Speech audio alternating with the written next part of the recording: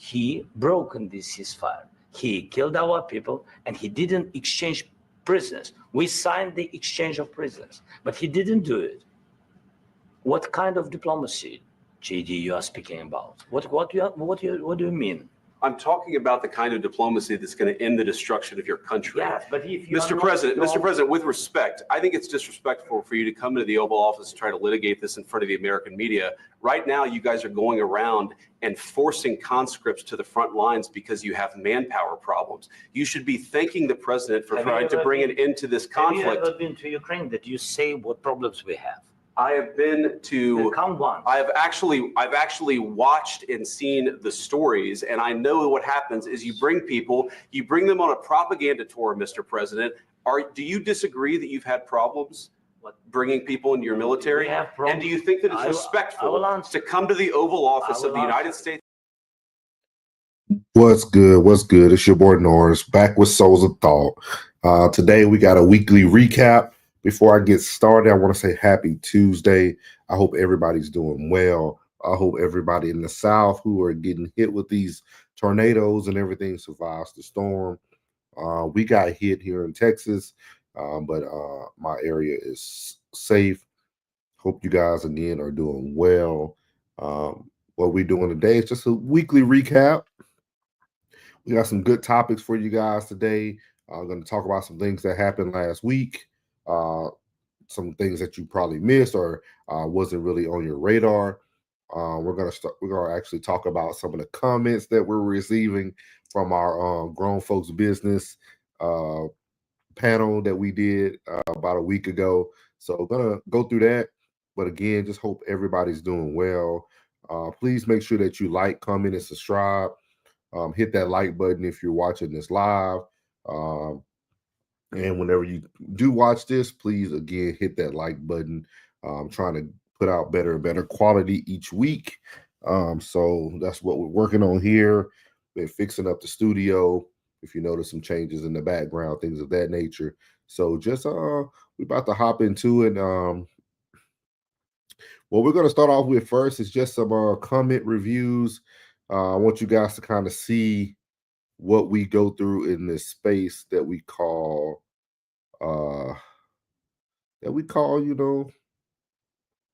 YouTube. I want people to be able to see and be able to understand what's going on here. So let's see here. Again, hope everybody's having a great day. So here, if you guys can see here, wanted to go over some of these. So this is actually some reviews that we received for our President Trump's first 30 days. These are some of the comments that we have been receiving. I'm going to read a few out to you. It's very interesting, though, to me that people can make a full assumption off of a 12-minute clip without going back to actually watch the whole podcast and actually hear everybody's thoughts and opinions. But, you know, all attention is good attention. We love the hate. We love the support, however it comes in. But I just want you guys to see some of these. And, you know, first of all, we have Mr. Woe Now. You know, that says enough about him. Mr. Woe Now. He said that clown with those glasses on is an idiot. This idiot believing all those white lies. Mammy should have raised you better, you idiot. People will come to the internet and try to insult you, you know, but, you know, as I always tell everybody, God bless, you know, God bless you, you know. We love it all. Came to survive a coup session at his highest. He was trying to call us coons. For those who aren't familiar with what's going on, he's calling us coons here. Let's see here. Let's go down to at Big Rock 99 2000, putting it down for the 99 and the 2000. I guess he's a Juvenile fan, so that's all good and well. He says, man, the amount of ignorance and misinformation in this video is astonishing. I'm glad he can spell, though, but it's funny to think that these things are misinformation. Is it the amount of ignorance or is it misinformation? Because you only watched a 12-minute clip of almost an hour and a half video. So Very funny. But to your ignorance, we love you anyway. It says, y'all discuss me as black men. Some bad, some bad. I don't know what that means. It says the fact that y'all cannot see that Trump wants to abolish all democracy and wants to destroy the Constitution. Please stop. Man, they did a great job on y'all. Explain to me how Trump has not one black man or woman in his political cabinet. It's very funny to me that all you who hate Trump care about if he has a black person in his cabinet. Just doesn't make sense to me. Baffles me. Somebody kind of reached there and said, I smell bait and gaslight. We appreciate you. Big salute to at Bass Player 4196. We see you. Big salute to you, man. He said Trump changing the game. Salute to him. Yes, sir. Positivity, man. At Toy D354, you're a Cowboys fan, so I won't hate on you too bad. But he said waste of time. Sorry you wasted your 12 minutes of your day. I'm sure you're out there doing very productive things. Then we get here to at W Rocks New York. Just look at the stats who hold most DEI. Government jobs, black women. Of course they mad. Now they have to talk to black men like they got some sense. So we appreciate you. Big shout out to you, man. Then you got Emperor something.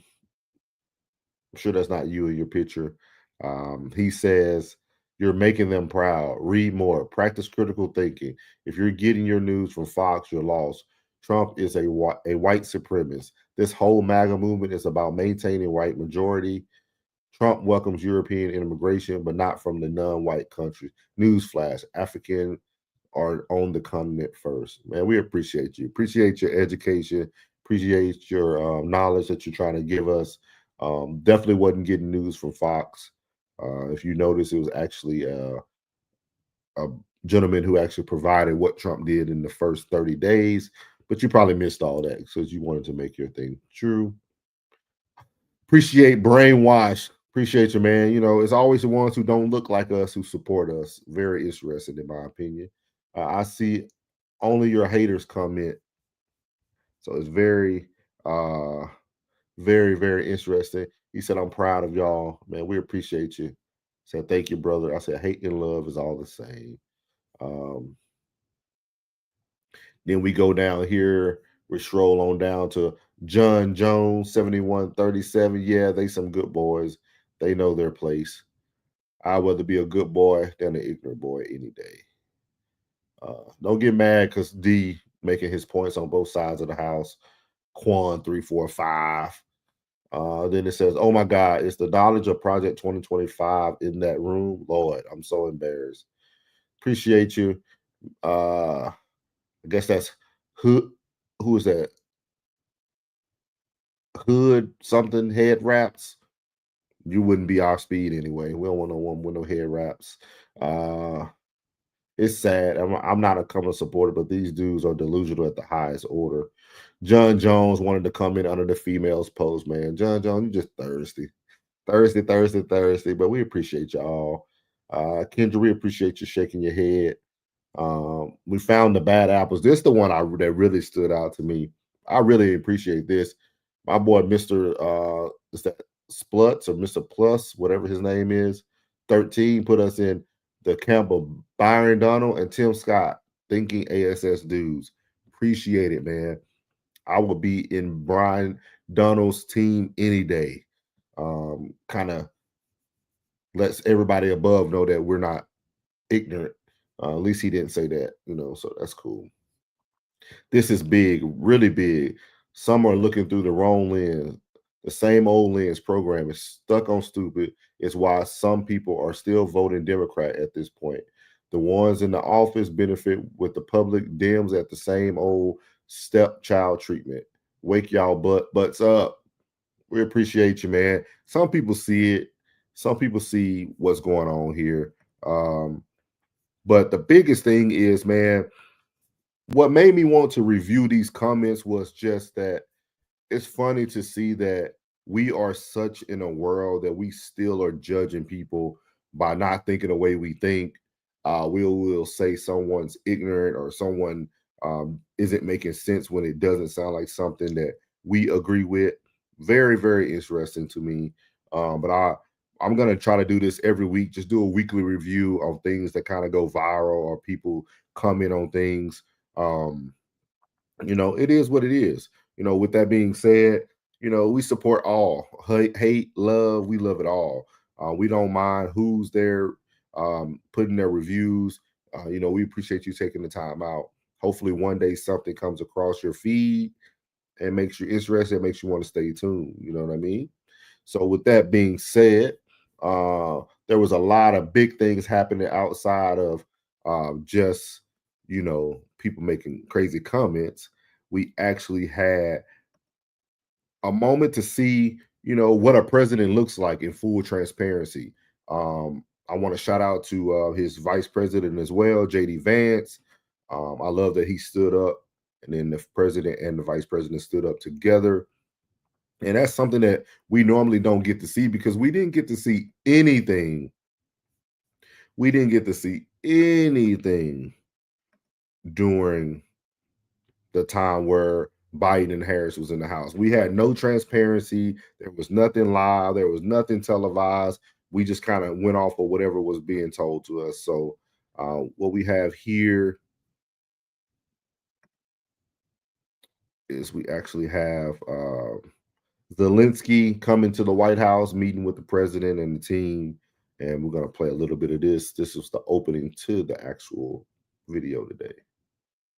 Our people, and he didn't exchange prisoners. We signed the exchange of prisoners, but he didn't do it. What kind of diplomacy, JD, you are speaking about? What do you mean? I'm talking about the kind of diplomacy that's going to end the destruction of your country. Yes, but if you Mr. President, with respect, I think it's disrespectful for you to come into the Oval Office and try to litigate this in front of the American media. Right now, you guys are going around and forcing conscripts to the front lines because you have manpower problems. You should be thanking the president for trying to bring an end to this conflict. Have you ever been to Ukraine that you say what problems we have? I have been to. Count one. I've actually watched and seen the stories, and I know what happens is you bring them on a propaganda tour, Mr. President. Do you disagree that you've had problems bringing people into your military? And do you think that it's respectful to come to the Oval Office of the United States of America and attack the administration that is trying to prevent the destruction of your country? A lot of questions. Let's start from the beginning. Sure. First of all, during the war, everybody has problems, even you, but you have nice ocean and don't feel now, but you will feel it in the future. God bless. You don't know that. God bless. God bless. You will not have war. Don't tell us what we're going to feel. We're trying to solve a problem. Don't tell us what we're going to feel. And this is what we call F around and find out. See, all that foolish stuff y'all see on social media and all this fear mongering that you see, watching Zelensky and watching President Trump and watching Vice President JD Vance go in on Zelensky showed me what I needed to see. You don't have to like President Trump. You don't have to like the things that he's signing off. But for us to be Americans, for us supposed to have the strongest military, for us supposed to be the ones who set the standard for America, set America for the U.S., hey, I'm all for it. You don't come into somebody else's house and try to tell them how things are going to go when you need our help. See, that's the thing people don't understand is Ukraine needs our help. And it's very unique to see that some of our people are actually supporting Ukraine right now. And if you guys talk about a dictatorship, Zelensky is a dictatorship. This guy is having people dragged off the road, making them become fighters, even if they don't want to be fighters. The things that is going on in Ukraine, knowing that his people is dying and he's here arguing, he doesn't want to sign an agreement. I know they were going to make some deals about minerals, things of that nature. But this was a great example and a great display of power. I really appreciate seeing this, watching Zelensky, watching President Trump and Vice President JD Vance actually control the ball. And that's a lot of times we never got to see that in the past 4 years with Biden and Harris. We didn't see somebody actually controlling the ball. And that's, as Americans, that's what we should always be doing. We should be controlling the ball regardless what happens. Because at the end of the day, everyone's going to need us, period. We are the power structure. At the end of the day, everybody's going to need us. And it's sad again to see people who are standing up for Ukraine, knowing that people are over there are dying, who don't even want to fight this war. He has people over there who don't want to fight the war. He's pulling people off the ground. He's doing all these things.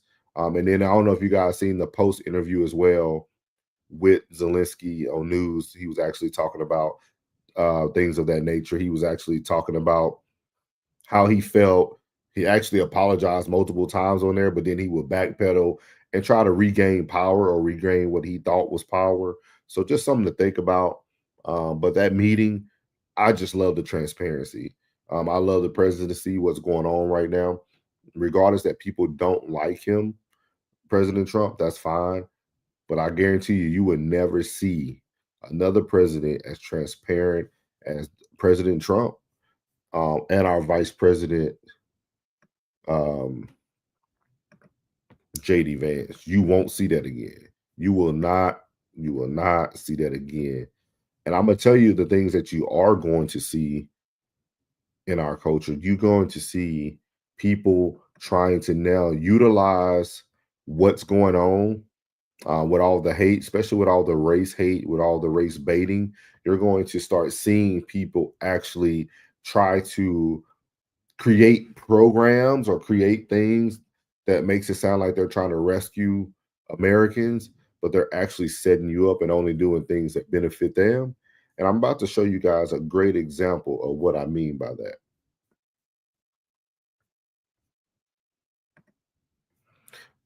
Right here, we have Governor Wes Moore. He is the governor of Maryland. I know a lot of information about Wes Moore. I learned a lot about him just with my time in DC, and I actually helped somebody who's on his team now, who was running for a campaign position. He was actually running for something like an alderman position or something of that nature. With that being said, if I show you your friends, I can show you what you agree with. I can show you what you're going to be.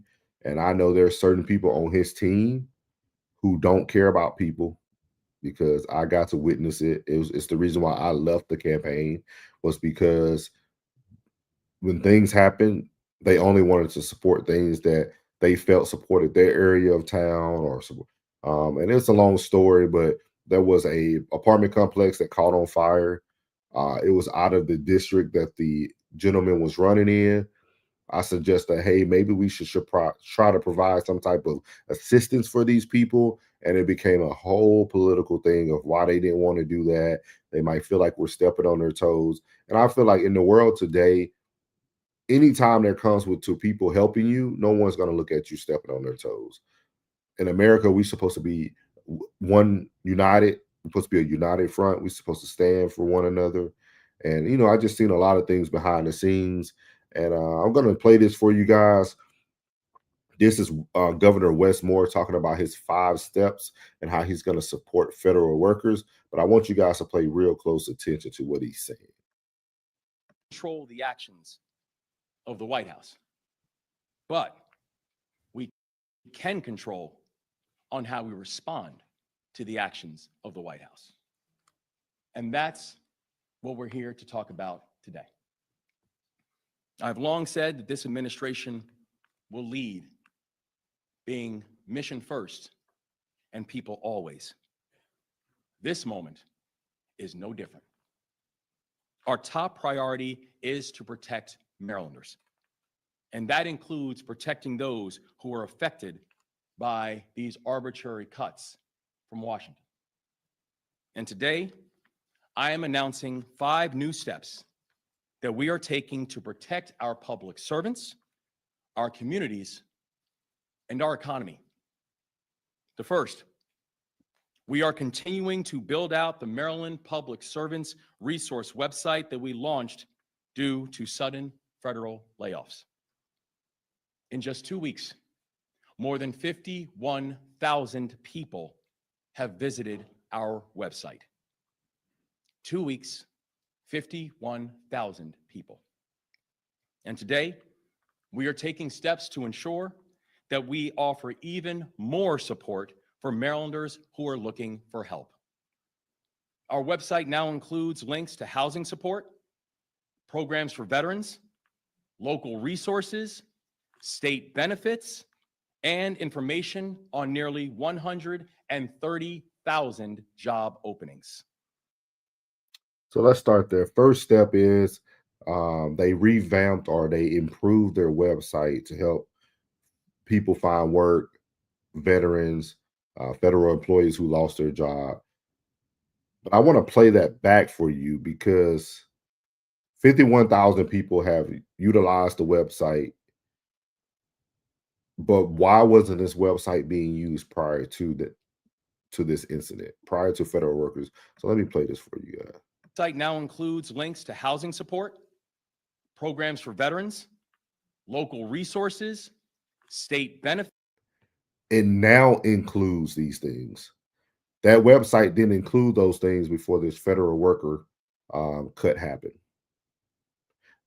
And see, a lot of people are going to get confused. I think it's a great thing that they have resources, but why wasn't these resources in place prior to the huge federal workers being cut? See, now they're adding things to the website to only benefit what's happening in the world. See, this is somebody being reactive and not proactive. If you lived in the state of Maryland, this should really be something that you want to point out, because why was these things not available to you from the get-go? These are resources that other states already have in place for their people. Benefits and information on nearly 130,000 job openings. So I encourage all Marylanders who have been affected by these federal cuts, or have been affected, or their family members have been affected. I encourage all Marylanders to go to response.maryland.gov/federal public servants. The second, we are launching a campaign to connect federal workers with jobs in education. Maryland is facing a severe teacher shortage. Boom. You don't have to be a rocket scientist to hear this. So, for those who aren't familiar, Maryland has a huge teacher shortage. 1, teachers make no money. 2, Prince George County is one of the worst counties, and some of the baddest kids ever are in these schools. One of those schools were actually a charter school that was on my base where I worked. And it was a lot of violence, a lot of bullying, kids fighting kids, parents would come up there acting a fool. See, those jobs that he's talking about that are available in the city of Maryland are not going to be jobs that federal workers are looking to do. And I want you guys to continue to listen to what he's saying, because he's going to implement DEI in just a second. And we need to fill more classrooms with qualified teachers. So the Maryland Department of Education and the Maryland Higher Education Commission are working together to ensure that we meet this mission. We are going to be uplifting and highlighting resources that empower federal workers to pursue and obtain their education licensure. This approach will both support laid-off employees and close the educator shortage that we're having in the state of Maryland at the same time. That's the main goal, to close the shortage of educators that they have in Maryland. It has nothing to do with trying to help these federal workers out. Why would a federal worker, depending on their position, who is probably making $70,000 to $80,000 a year, if not 6 figures, because a lot of these government workers were GS-10s, GS-11s. If you guys know anything about the GS system, these federal employees were making great money and even better benefits. And now you're telling them, hey, come be an educator for us. We're creating a program where you can become and transition into being an educator and being a teacher. These people are trying to continue their lifestyle and continue to be able to live the way they were living. These things will help them have a job. It will help them employ. But at the same time, this is all for Governor Westmore to do the things that he needs to do for his state. He's trying to close the educational gap that they're having. He's trying to improve on these things, but he's now doing it. He's been governor of Maryland since, 2025 now? I want to say 2022, 2023. And you never thought about doing these initiatives prior to that?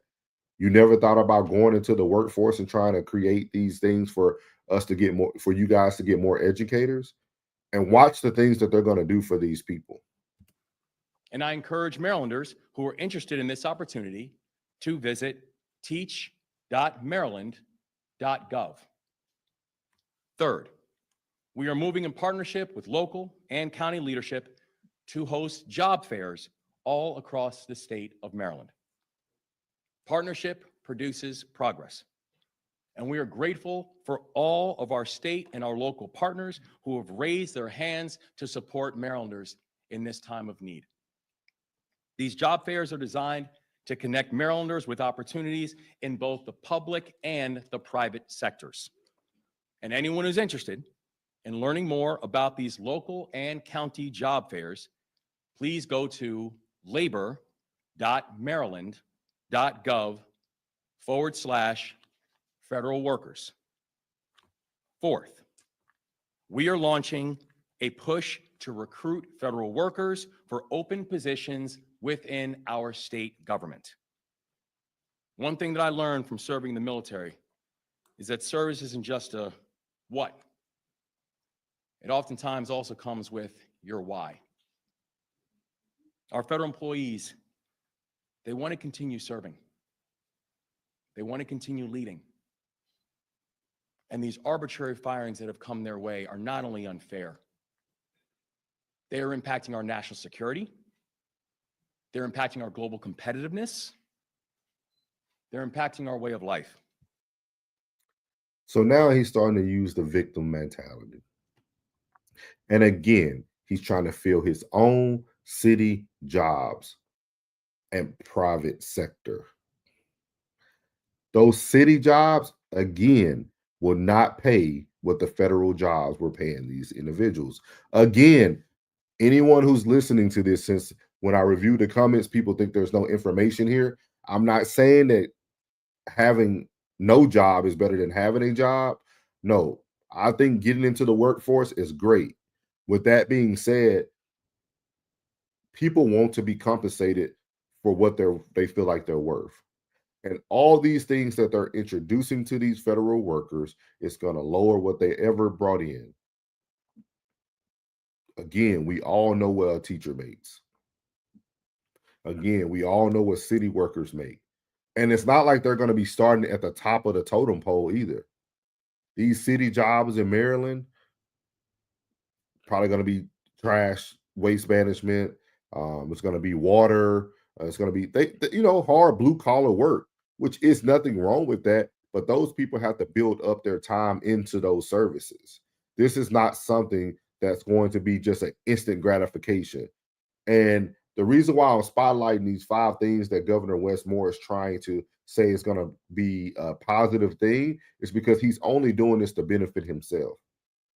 These jobs are only available because City of Maryland individuals chose to choose federal jobs over working in their city, over working in their community, over being in the school systems that their children went to or their children might go to.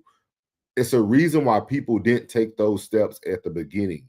Now you want them to go backwards and do something in the city of Maryland that's not going to benefit them. It's going to benefit just the city of Maryland. And I want to make it as easy as possible for them to continue. How are you going to make it easy, Westmore? And to serve the people of this state. So on March 7th, we will host a virtual information session about state jobs.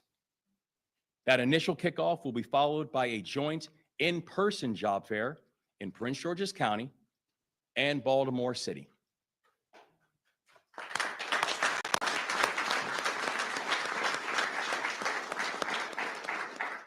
We know there are tasks that our state has got to be responsible for when it comes to making sure that we're meeting the needs of every single Marylander. And we know there are roles that need to be supported and filled in order for that to be the case as well. And we're hopeful for the opportunity to have some of these federal workers, some of these public servants who can help fill those slots. And fifth, it isn't enough to recruit federal workers to serve in state government. We also need to develop internal processes to help them get hired quickly. How are you going to do that, Westmore? And today, I have signed 3 memoranda to that end. I've directed our Department of Transportation to launch a program helping federal workers translate their professional experience into state employment. Listen now, he's rolling into DEI. Making sure that an understanding of their experience can then be read and processed when it comes to new job opportunities. So what he's saying right now is he's going to take federal employees' resumes. He's going to have the city of Maryland or the city of Prince George County in Baltimore look at their resumes and then transcribe them to say what they need them to say to meet the criteria so that they're approved for these city jobs. Now, for somebody who just recently retired from the military, I understand taking your federal job experience and translating it into civilian work. With that being said, he's trying to specify someone's federal job experience to be available and to translate that experience to one area or one department. If I never did transportation or logistics or things of that nature in my federal career, how are you now going to make me someone who has a resume that qualifies for transportation? If I was somebody who was a blue collar worker, let's say I did HVAC, heating, ventilation, and AC when I was in the military, there's no way that I'm going to take changing filters, cleaning gutters, electrician, and change that and make it sound like I can go be a teacher. There's no way you can do that. There's no way you can make information on a federal resume streamlined to just one specific area that he's trying to put people in. So again, this is another form of DEI. He's trying to move people into the area that he needs to move them into and make their resume read for what the city's looking for. Opportunities. I've also directed the Department of Budget and Management to make our hiring processes more efficient and more streamlined. When we have a need and we have a person that can fill that need, get it filled. So now he's even able to streamline the process because I want this federal worker. I feel like they meet our standards and we're going to get them in the door quicker. Why were you not doing this for all Marylanders, however you would say that, or people who live in Maryland? How would you feel as a Maryland person right now if you're in Prince George County or Baltimore? How would you feel right now if you hearing your governor say, for these federal employees, we're going to make things more streamlined for them. We're going to teach them how to make their resume fit the job. Why were you not doing this for your own people who weren't in federal positions? You have to make this make sense. See, we missed the big picture. I understand that he's trying to help people, but he's only helping himself. As a governor, and like I always told people, Westmore is going to be running for president for the Democrat Party next. That's why he's doing this. This is going to be something that he runs on because he's going to put so many federal people who were cut from their jobs. He's going to put them working for the city of Maryland. And he's going to push it. I'm going to promote those federal workers back into their federal positions when I become president because I know them. I built a relationship with them. They're Marylanders. They come from my city. He's going to have this whole spiel. Trust me. Today is March the 4th, 2025. When the next president race comes up and Governor Westmore will put his name in that hat, he's going to run off of this incentive right here because it's going to be federal workers that they put into these positions. Move quickly. And let's finish the job. And finally, I've directed our State Department of Education and our Higher Education Commission to identify additional opportunities for federal workers to explore a second career in teaching. Everything went back to teaching. So he gave you 5 steps with only 2 things that he actually are doing. Because the first step was a website that was already created that they just enhanced. That's not a step. You didn't do anything there. Step 2, now they're going to open up these slots to make federal employees educators. That's one thing. Cool. Number 3, he went on to talk about job fairs and having job fairs. Every county, every state already has job fairs. You're not recreating the wheel. And then number 5, you went back to repeating what you felt was the most important thing, and that was for you to fill your educator gap. That's all he's trying to do. And I'm telling you guys right now, see, I'm going to be called Uncle Tom. I'm going to be called ignorant. I'm going to be called stupid. I'm going to be called all these names in the comments, which is fine. With that being said, you now have to understand that you're taking random people, putting them into an education environment, and these people are going to be around your children. You're going to have to trust them with the background. People who didn't have a passion for being a teacher, who didn't have a passion for education, because if they had that background and they wanted to do that, that's would have been where they went. They wouldn't went into the federal sector. They went into the federal sector because they went to school, they have education, they wanted to be in a certain position, and that's what they went for. We now are going to force feed these people education positions and transportation positions. Because if you notice, transportation and education was the only 2 departments that he actually mentioned. He did not mention other departments. He said transportation and education. Those were the 2 departments that he mentioned. And a lot of those are probably going to be bus driver positions so that they can have bigger routes. Again, you have your teachers gap that needs to be filled, which is all great. Hear me again when I say this. The concept is great, but you have to see what the bigger picture is. And the bigger picture is Governor Wes Moore is trying to fill billets that he needs to fill to make his governor time as governor something that looks like a success, because currently it's looking like a failure. And anybody who's in the DMV area would tell you about Prince George County. They would tell you about Baltimore City. You can go look them up. Governor Wes Moore is now allowing federal workers to take a knee like Tank Davis did in the ring and still win. So if I was someone and I lived in Maryland, I would not appreciate this, because why didn't you do this just for everyday people who were trying to get into the education system? I know a lot of people who would love to be educators who didn't have the certain qualifications, but now you're going to streamline these things. You're going to get all these processes ready for them to now do what they need to do. Trying to tell people, man, this stuff is all a game. This stuff is all about, this stuff is all about them filling their pockets. It's all about him getting himself ready for candidacy for president. And people aren't going to believe me until it happens. So, tell you right now, Governor Wes Moore, mark my words, will be running for president, for the next president. He will be the next Democrat. And he will get numbers from what he's doing right now. These Maryland people are going to go in there because they need work. They're going to get into this education system. They're going to see all the headaches that they have to deal with and how that they're not getting paid for what they actually do. And you're going to have a bunch of people in this education system that never been around children, don't truly understand how to educate kids, and it's going to cause a debacle.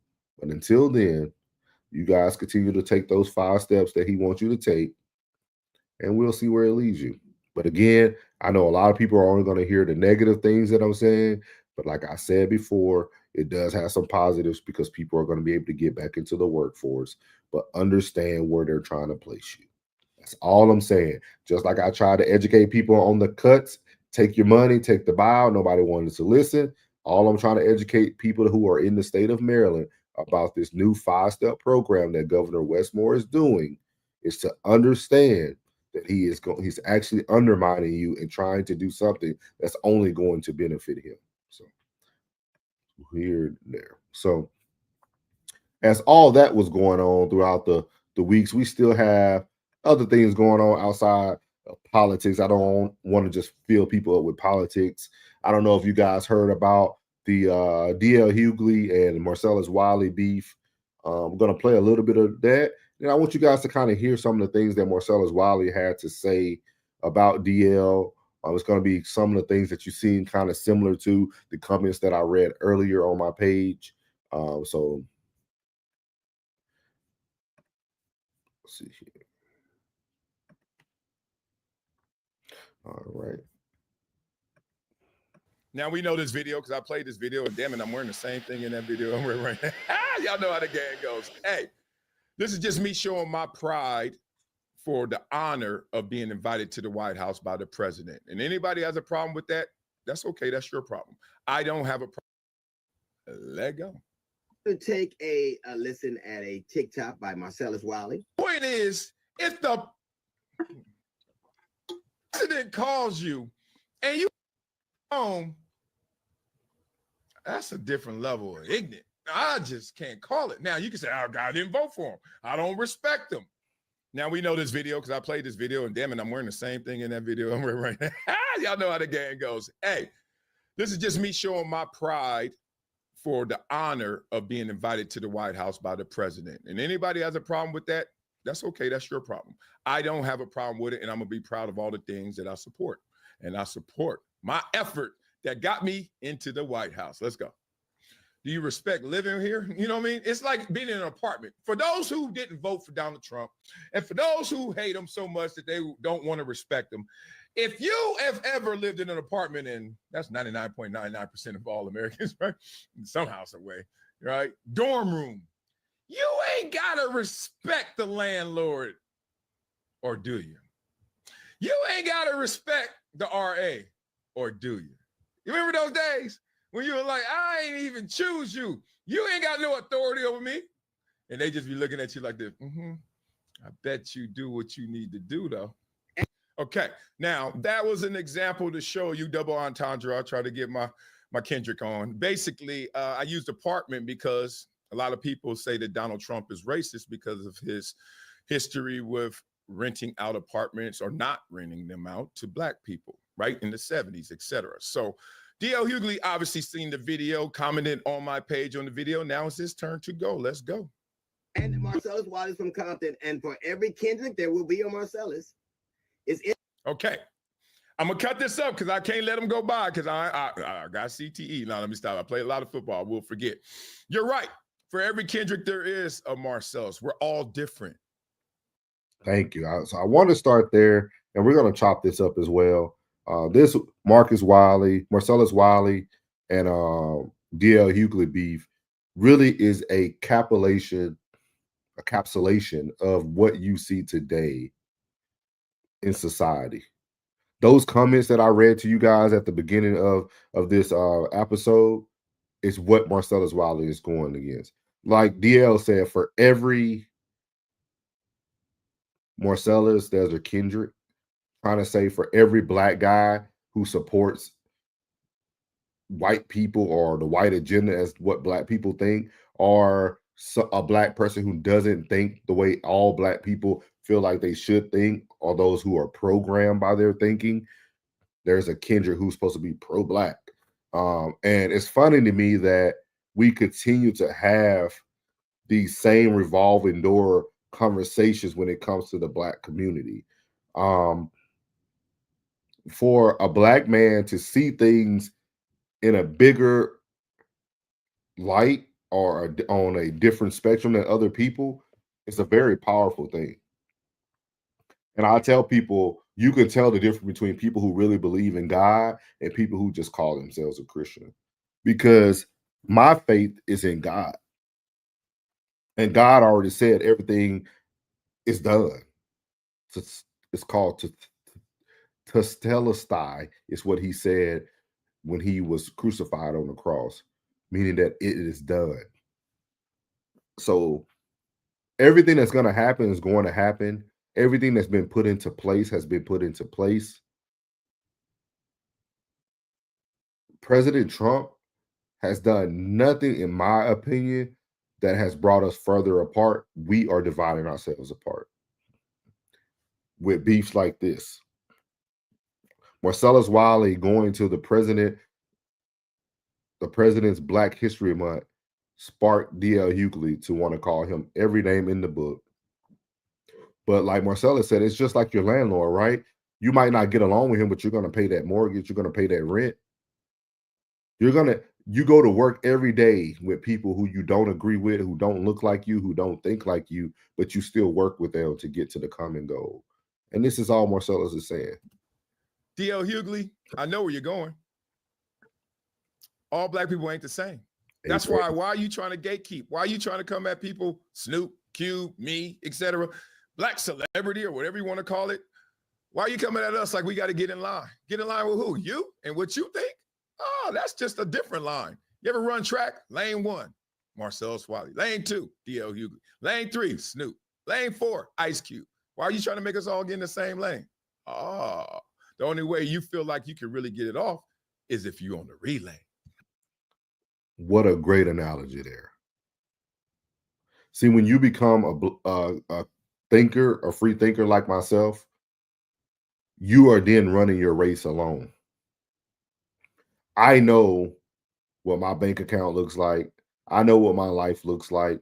I know what I want the world to look like. I know what I want my children's life to look like.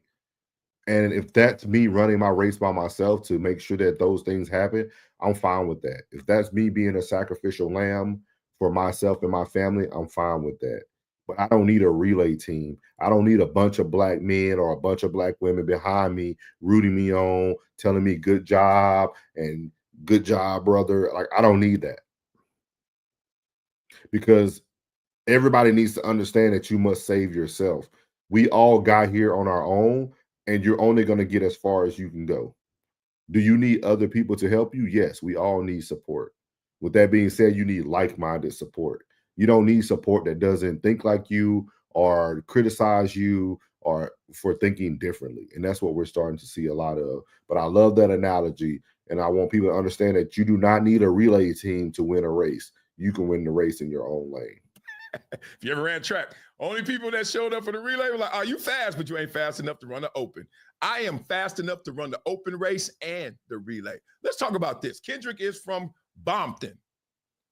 I'm from Compton, if you really want to be hip. Yes, so we are different. I grew up in a different neighborhood. I grew up in a different side, all that. Different affiliations and gangs and stuff, all that. And I got nothing but love for Kendrick Lamar, like I got for you. But we are different. Respect that. Stop trying to clown it. Interesting. He was on his page and he was talking about the invitation he gotten for the president of the United States, Donald Trump. And I know what an honor that is. I've been invited to the White House by 4 different presidents. I've been invited by Clinton, by Bush, by Obama, and by Biden. So it is an honor. Now, did you go? It's an honor. All right, I'm with you. I'm letting you run the open race now. It's an honor. Did you go? And it's interesting. At the time, it is why he was invited to the White House. Marcellus Wiley was invited to the White House to celebrate Black history. So it's not an honor when President Trump invites you to the White House, but it was an honor when Bill Clinton invited you to the White House. Then it was an honor for President Bush to invite you to the White House, D.L. Hughley. What would make President Bush want to invite D.L. Hughley to the White House? Hold on, guys, while we're on here, let me do some research. Let me see what party did President Bush run under? What party did President Bush run under?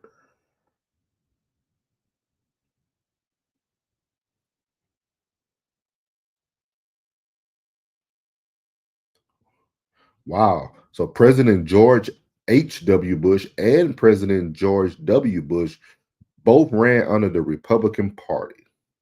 Why would D.L. Hughley be invited to a presidential White House with a Republican president?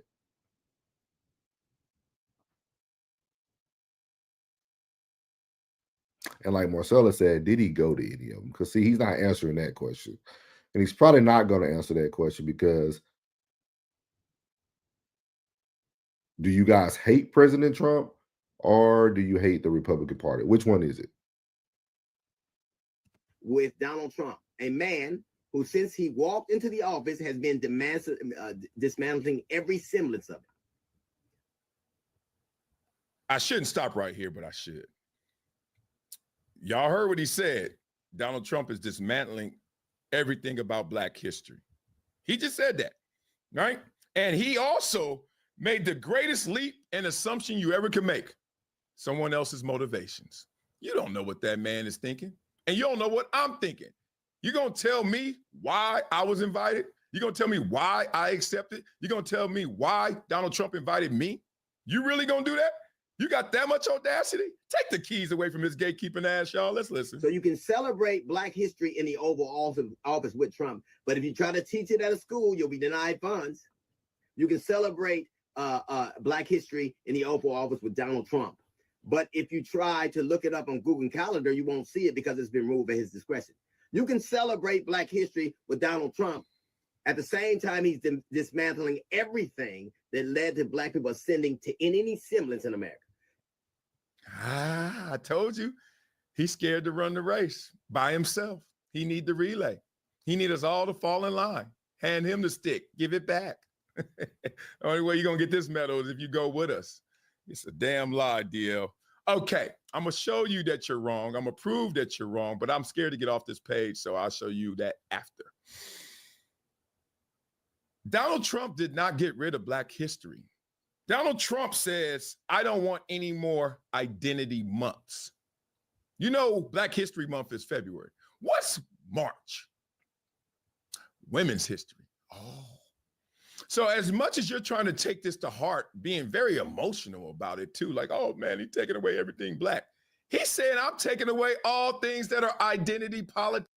And that's the biggest play. That's the biggest problem. Everything becomes an emotional response for people who don't like people who has any support for President Trump or anything of that nature. It all becomes an emotional reaction. And as Marcellus also spoke about, is that he did not get rid of Black History Month. And if I'm not mistaken, he actually built or supposed to be building a statue for Kobe Bryant. So just something to think about. I'm tired of identity months. And you want to know why I support that and why you should support that? Here's the answer. Is America more divided than ever? Is that the narrative? Is that the headline? Is that the truth? It seems that way, right? It just seems that way. You tell me. I'm over here making a video about somebody that I respect, somebody that makes me laugh, one of my favorite comedians, but I'm going to do it because I respect the truth more than even you. Here's the thing. If we're so divided, how did we get here? Well, one would say one of the avenues we took was identity politics, DEI as well. Donald Trump is saying, I am through with the DEI initiatives because, drum roll, they don't work and they're divisive. You're not on board with that? Does it need to be a Black face to say it? Well, move, Donald Trump. Here I am. Oh, I'm a coon. I'm a Sambo. I'm whatever you call Snoop or what one to say about Snoop and Cube and all them, right? I'm all of that. We all that because we see from our beginning and we all from the same spot. That's why I keep using these same names. Cube, you, me, Snoop, Long Beach, Compton, South Central. We all from it. And we've all climbed. You think I climbed this high off of DEI initiatives? You just said that Black people and all the things that we were able to accrue came from things like Black initiatives, affirmative action, DEI. You a damn lie. But we're going to talk about your story right now. So he goes on to talk about D.L. Hughley's background, his story. With that being said, I think he hit it on the head. We are more divided than ever now than even probably back in slavery. We're so divided now. And it's funny because, like he said, Everybody he named, himself, DL, Ice Cube, Snoop, they're all from the Cali area. They all was able to climb the wall. They all were able to do it on their own way. But now they're criticized because of how they choose to move. People will only support you if you think like that. There's a very small percentage of people who will not judge you if you don't think like them. It's a very, very, very small percentage. And I'm looking for those people. Those are the people that my podcast and my episodes are for. It's for people who want to think for themselves. So I tell anybody who gets to watch these episodes, get to watch any of my content, it's the biggest thing is to become a free thinker. Think for yourself. Don't move like everybody else is moving. Don't worry about what everybody else feels is right or wrong. You know what you went through. Use your own testimonies to move yourself forward. So last but not least, we're going to end it on some positive note. We're going to end it on some sports. Everybody knows that I'm a huge Shedeur Sanders fan. I'm a huge Buff fan. And as you know, they've been talking about nothing but where would Shedeur Sanders go? Has his draft stock dropped? And I'm going to give you guys my opinion before we start listening to Get Up and what they kind of had to say about the quarterbacks. A lot of people were making a big fuss about Shedeur not throwing the ball. There's been a million quarterbacks that didn't throw the ball. It's okay. He's doing what he feels is best for him. And I really feel it don't matter what pick he goes. Shedeur Sanders will change any program that he goes to. When it comes to Cam Ward, I think right now Cam Ward is the better ready-to-play quarterback at this moment. At this moment, I feel he's the better ready-to-play quarterback. And the reason why I say that is because Cam Ward is more mobile than Shedeur Sanders. If Shedeur was as mobile as Cam Ward, I think Shedeur would be ready. You can plug and play him. But with Shedeur not being as mobile, he's going to have to really get into a system that is prepared to build around him, have a great offensive line, and a coach who understands that Shedeur is going to take some sacks because Shedeur is a stacked person. He's looking at stats. He's looking at his completion percentage. He's going to hold the ball more, even though he said in his press conference that, he learned from his ways. He learned from his mistakes. He said that last year at a press conference that came back to Colorado this year and had so many sacks just due to not wanting to throw the ball away. But let's hear what they have to say on Get Up about this. These people just fell in love with Cam Ward, the ones that talked to him, and the way his teammates talked about him in other interviews. Everything Dan said, and then you layer in the intangibles. The character stuff is really off the charts. So taking nothing away from anybody else, I think there's a massive line from Cam Ward to anybody, Shedeur Sanders, Jackson Dart. And the other thing I would just say about him as a player, Greeny, 74 plays of 20 yards or more, that talks about his ability and the explosiveness. So when you want to talk about the ceiling is really high for him. Yeah, I mean, that's what coming out of Indy, that seemed to be the consensus, that he was the number one, that a large part of it is because of that ceiling, right? You get those raw tools and can work with him and build him into something, iron out whatever it is about his game that needs ironing out, and that the upside is higher with him than it is with the other. All the stuff that you see on tape, he sees the snap, post-snap really well. Yeah. He's super accurate with the football. He's consistently driving it. His feet and eyes are tied together. The things that I really liked about him were he took games over at times. No other quarterback really in this class did that. There was moments when, he just takes games over. The downside, the caution, the wart. There are going to be 4 or 5 times a game where he's going to make you hold your breath no matter what team you are. You might be his team. He's going to make you hold your breath because you're you can do something so special here. But then there's going to be 3 or 4 times when you're the offense and you're going to make you hold your breath and be like, please, God, don't do something crazy here. Yep. And I think you can get that out of his game because he knew he had to score so many gajillion points last year. But in the pocket, man, he's so consistent. The only negative is going to be, hey, you lost to Syracuse. You didn't go to the playoffs. You could have won the ACC with a team that had a ton of offensive talent. He was great in that Syracuse game, though. I mean, he didn't lose to Syracuse because of him. He lost to Syracuse because Syracuse got hot, and his defense was atrocious. We've got, obviously, a lot of time to talk about this. The only observation I will make, I'm not an evaluator as you are. I'm not an analyst as you are, but I host the draft, so I talk to these people all the time. I'm listening constantly to opinions. We are now at the point in the process where people are going to start liking Cam Ward more and Shedeur Sanders less because he doesn't have the outstanding physical attributes. It always happens. And some guys start rising up the board because they measure so well and they run so well. We start getting further and further from the games and more into all of just the things that are measurable.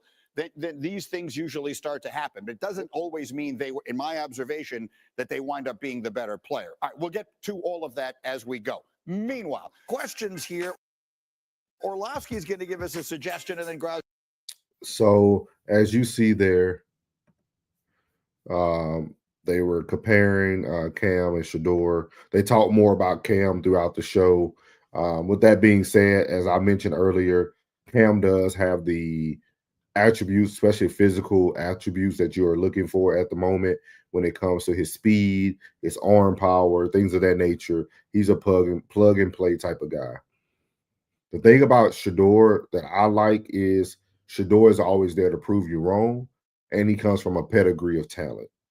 When you have your dad, who is Deion Sanders, able to back you, there's nothing that you cannot do. There's nothing that you cannot do when you have Deion Sanders as your father, has him as your someone who you can lean on. But with that being said, I would like to see Shedeur. I wouldn't mind him going to Cleveland just because I feel like Cleveland will be somewhere where he can block out the noise. It's not much to do there. It's not a lot of lifestyle type stuff. It's a very small city. You know, they'll take care of him. They'll look out for him. If not Cleveland, I would highly suggest him just dropping a little bit lower in the draft and going to the Las Vegas Raiders. Why? Because Pete Carroll's there. Pete Carroll is a great person for young college players coming into the NFL. He did a very great job developing that Seahawks team that he took to a Super Bowl. We got to remember that Russell Wilson was young, Marshawn Lynch was young, the whole Doom, the Legion of Doom or no, Legion of Boom, they all were young. You know, nobody thought that Richard Sherman was going to be the type of corner he was.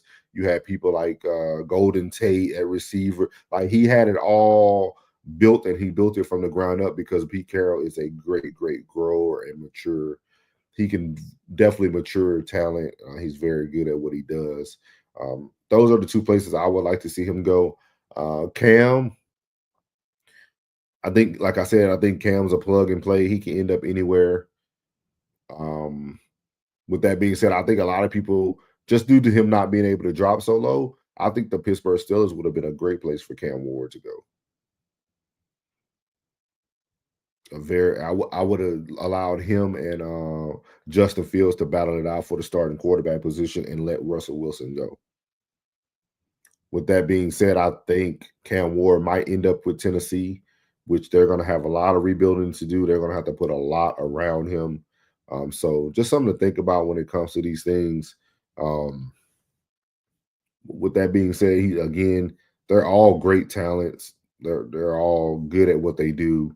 It's just all about, what you feel is a great fit and who you feel will be better for your program.